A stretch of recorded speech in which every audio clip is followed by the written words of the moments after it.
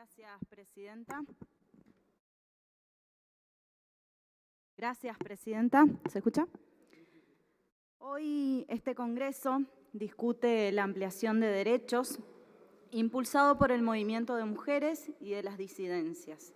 Un proyecto que lleva el nombre de dos activistas por los derechos de las mujeres y de los hombres trans, Loana Berkins y Diana Zacayán. La verdad es que desde la sanción en diputados y también en las redes y en algunos medios en estos días he escuchado que esta ley viene a ocupar el empleo que debería corresponder a otras personas. Y yo lo que creo es que esta ley viene a poner un freno. Esta ley viene a poner un freno porque hay un grupo humano al que el acceso al trabajo digno, me parece que esa es la palabra, el acceso al trabajo digno siempre les fue negado, dejándolo siempre en el mundo de la ilegalidad. En cuanto a las leyes argentinas, debemos reconocer que en el 2012 se estableció la Ley de Identidad de Género, que significó un antes y un después. Esa ley estableció un notable avance en reconocimiento de derecho para las personas LGTBIQ+. Pero a pesar de esos avances normativos, todavía siguen siendo víctimas de actos discriminatorios. Además de los obstáculos no solamente en lo laboral, sino también en el acceso a los derechos básicos más elementales, como la salud, como la educación, como el trabajo, en este caso en lo que estamos tratando hoy. Y la verdad es que en el acceso, eso hace también, como ya lo han mencionado varias de las senadoras, que la expectativa de vida sea entre 35 y 40 años. En el acceso a la educación, cuando uno es adolescente, es donde va al colegio y empieza a manifestar su identidad. Y la verdad es que vimos que en los ámbitos escolares también, bueno, hoy en las redes se habla muchísimo del bullying, de la discriminación, pero muchas veces cuando empiezan a desarrollar su identidad es cuando empiezan a sufrir discriminación y hace que justamente haya una mayor deserción escolar, que abandonen los colegios y eso no permita que puedan acceder a los estudios. Sin embargo, a partir de la Ley de Identidad de Género debemos decir que hay un 7%, según las estadísticas, de avance que se redujo en ese caso la deserción escolar. Esta formación escasa, abandonar el colegio, abandonar los estudios, también le hace no competir con otras personas en el acceso laboral, ejercer mejores puestos laborales. Por eso es importante esta normativa. Con respecto al acceso al trabajo también, sabemos que más del 90% de los colectivos, de las personas de los colectivos, están o estuvieron en situación de trabajo laboral sexual. Y la verdad es que eso no solamente lo hacen por falta de capacitación, por discriminación, por falta de acceso al ámbito laboral, sino también porque es la única salida que les queda. Y eso también acarrea situaciones de vulnerabilidad, de hostigamiento. La verdad es que hablaba con algunos colectivos correntinos y me contaban la degradación humana que sufren al momento de ejercer esta tarea. La verdad es que innombrable para nosotros, como lo dijo recién la senadora Gladys González, ni siquiera nosotros no podemos imaginar esta situación. Desde el 2020 también tenemos que decir que el Estado Nacional estableció un DNU, que también lo comentó recién la senadora Durango. Esta casa también se hizo eco a través de nuestra presidenta Cristina Fernández de Kirchner para aplicar el cupo laboral trans para personas travestis, trans, en el sector público nacional, el Poder Ejecutivo, Legislativo y Judicial, y cada uno de los ámbitos de los organismos descentralizados y autárquicos del Poder Ejecutivo. También lo mencionaron aquí, varias provincias, 7 provincias ya tienen establecido el cupo laboral y algunos municipios. La verdad es que a partir de esta norma espero que el resto de las provincias y el resto de los más de 2.000 municipios se hagan eco de esta norma y también lo hagan. Todos estos antecedentes que recién mencionábamos fueron simplemente una semilla para poder ampararnos, promover y continuar en este proceso de transformación institucional que estamos dando. Este proceso de transformación no solamente institucional, también tenemos que dar un proceso de transformación social y sobre todo el cultural. A nosotros como sociedad nos queda dar ese cambio de transformación cultural. ¿Para qué? Para dar una mejor calidad de vida a aquellos que manifiestan una identidad de género distinta, una identidad de género disidente.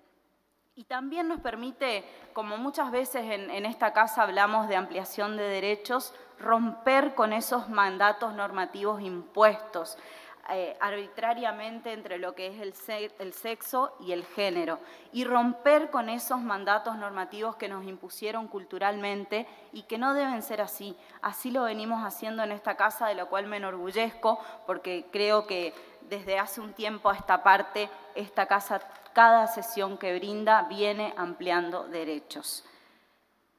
Con respecto al acceso a la salud, el acceso a la salud también es restringido, porque al no contar con un empleo laboral formal, la verdad es que también la cobertura médica es adicional a la que le brinda la salud pública, es inaccesible.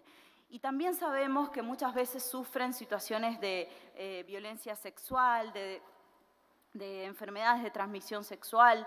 Esto también lo dialogué muchas veces con los colectivos de mi provincia, de la provincia de Corrientes. Hoy esta ley de cupo creo que es una gran medida positiva para que se reduzcan todos los tipos de desigualdades y prejuicios que sufre un grupo social discriminado y relegado históricamente. También entiendo que por sí sola esta norma no alcanza. Recién mencionaba que a nosotros como sociedad nos queda hacer la mayor tarea, hacer esa perspectiva de cambio, hacer ese cambio cultural para respetar al otro, para respetar la libertad del otro. La verdad es que esta ley es una herramienta positiva, lo decía recién, pero creo que además de establecer el cupo laboral, bueno, lo ha mencionado recién Norma, establece otras normativas en cuanto a la educación, en cuanto a no solicitar los antecedentes penales. Muchas veces sabemos que cuando se visten de una manera distinta a su sexo, fueron muchas veces, y hasta hace poco tiempo teníamos que eran sancionadas, se establecían contravenciones, y esos son avances normativos que estamos estableciendo hoy. Pero digo que más allá de la norma, más allá de la ley que tengamos hoy, me parece que este debate lo que viene a hacer es instalar en la agenda pública un tema, además de la empleabilidad de las personas trans, empezar a hablar de políticas integrales al respecto. Y eso me parece que es ponerlo en agenda pública. Celebro que nosotros en esta casa hoy lo estemos haciendo como política de Estado y que el Gobierno Nacional también así lo tome. La verdad es que siempre decimos que los colectivos trans, travestis, llevan un promedio de vida entre 35 y 40 años, y eso es la imposibilidad de acceder a los derechos más elementales y más básicos, como lo mencionaba al inicio. Y todo esto, ¿sabe qué, señora presidenta? Es porque queremos obligar a ser quienes no son. Esa es la palabra. Queremos obligar a los demás a ser quienes no son. Y esa obligación no solamente es simbólica ni declarativa. Esa obligación la vivieron con multas, la vivieron con coimas, la vivieron con golpes, la vivieron con tortura y hasta en muchos casos, y vimos, yo creo que más allá de que nosotros no podamos decir que lo vivimos en carne propia cada una de las dificultades y las discriminaciones que viven, creo que la lucha de las mujeres y de las disidencias nos hermanan. Y ahí es donde nosotros vemos que hay cada vez más, hablamos de muchos femicidios. Hace poco celebramos el Ni Una Menos nuevamente, diciendo que no queremos ni una más, ni una mujer desaparecida más, ni una nena desaparecida más, pero también tenemos que decir que no queremos ninguna persona trans, travesti desaparecida más, no queremos ni una muerte más durante todo lo que venga. Por eso digo que las luchas nos hermanan. Creo que es necesario revisar, vuelvo a decir, los modelos que tenemos impuestos en la sociedad. Y no solamente debe ser el Estado el que les garantice hoy el acceso al trabajo, me parece que también tienen que ser las empresas, tienen que ser las instituciones, sin importar el rubro. Ahí también tienen que sumarse a este proceso de inclusión que estamos iniciando. No hay una identidad sexual o de género que haga al sujeto un mejor o mayor, o un buen o mal empleado. Es el momento en que los empleadores venza sus prejuicios y permita que estas personas demuestren su capacidad laboral, que la tienen y no son reconocidas.